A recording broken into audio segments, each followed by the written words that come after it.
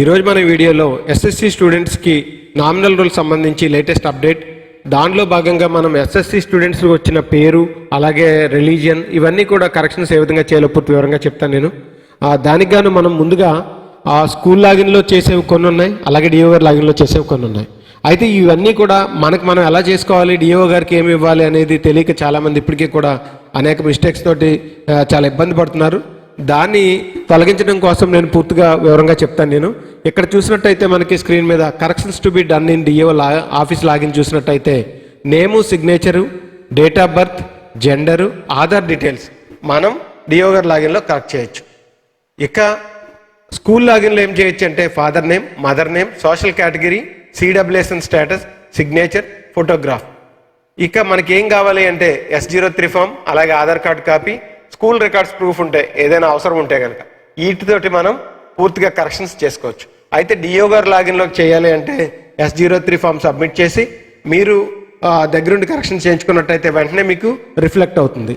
ఇక స్కూల్ లాగిన్లోకి వచ్చేటప్పటికి మీకు నామినల్ రోల్లో బిఎస్సి సైట్లో చేయాలా లేకపోతే యూడైస్లో చేయాలని చాలామంది సందేహాన్ని వెలుబుచ్చుతున్నారు.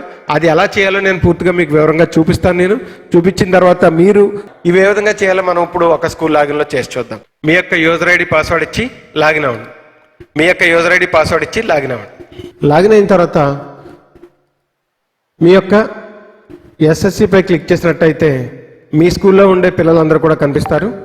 ఇక్కడ మీరు వ్యూ ఆర్ మేనేజ్పై క్లిక్ చేసినట్టయితే మీ పాఠశాలలో ఉండే విద్యార్థులందరూ కూడా ఇక్కడ కనిపిస్తారు. ఇక్కడ ఈ రైట్ సైడ్ చూసినట్టయితే జీపీఈపీ ఎఫ్పి కనిపిస్తుంది, అలాగే ఎగ్జామ్ డీటెయిల్స్ కనిపిస్తుంది.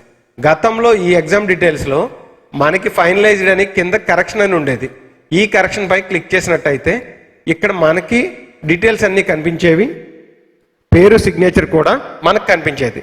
అయితే ఇక్కడ మనకి ప్రస్తుతం అందరికీ లాగిన్ ఓపెన్ చేశాడు కనుక మనం మళ్ళా అక్కడికి వెళ్ళి విద్యార్థుల యొక్క జీపీఈపీ మీరు ఎవరిదైతే మార్చాలనుకుంటున్నారో వారి యొక్క పేరుని మీరు సెర్చ్ చేసుకుని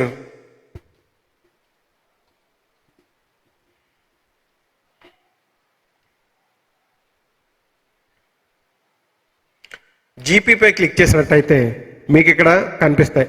do you want to change demographic changes. ఇక్కడ ఏం జరుగుతుందంటే పేరు, మేల్, ఫిమేల్ ఇవన్నీ కూడా ఉంటాయి, డేట్ ఆఫ్ బర్త్ ఉంటాయి, కానీ అవి మారవు. కానీ కొద్దిగా స్క్రోల్ చేసి చూసినట్టయితే ఇక్కడ ఫాదర్ పేరు, మదర్ పేరు కూడా ఇక్కడ కనిపిస్తుంది. అవి యాక్టివ్ అవుతాయి. ఆ రెండింటిని కూడా మీరు మార్చచ్చు. మీరు ఏదైతే మార్చాలనుకుంటున్నారో ఆ కరెక్షన్ని మార్చుకోండి. అలాగే గార్డియన్ ఉంటే కనుక గార్డియన్ నేమ్ని ఇక్కడ యాడ్ చేసుకోండి. లేకపోతే గార్డియన్ లేకపోతే అంటే పేరెంట్స్ లేకపోయినట్టయితే గార్డియన్ పేరుతో ఉన్నట్టయితే గార్డియన్ ఇవ్వండి. ఇక అడ్రస్ చేంజ్ చేసుకోవచ్చు, అలాగే mother tongue of the student change చేసుకోవచ్చు, మొబైల్ నెంబర్ చేంజ్ చేసుకోవచ్చు. అలాగే ఇంకొంచెం కిందకి స్క్రోల్ చేసినట్టయితే సిడబ్ల్యూఎస్ఎన్ స్టేటస్ని మనం చేసుకోవచ్చు.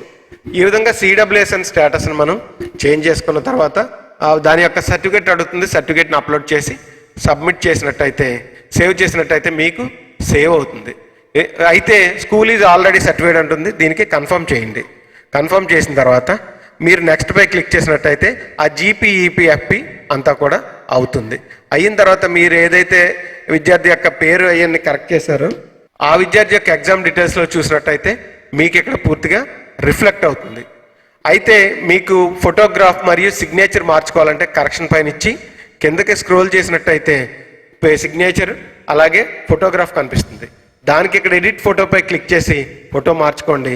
ఎడిట్ సిగ్నేచర్పై క్లిక్ చేసి ఎడిట్ సిగ్నేచర్ని మార్చుకోండి.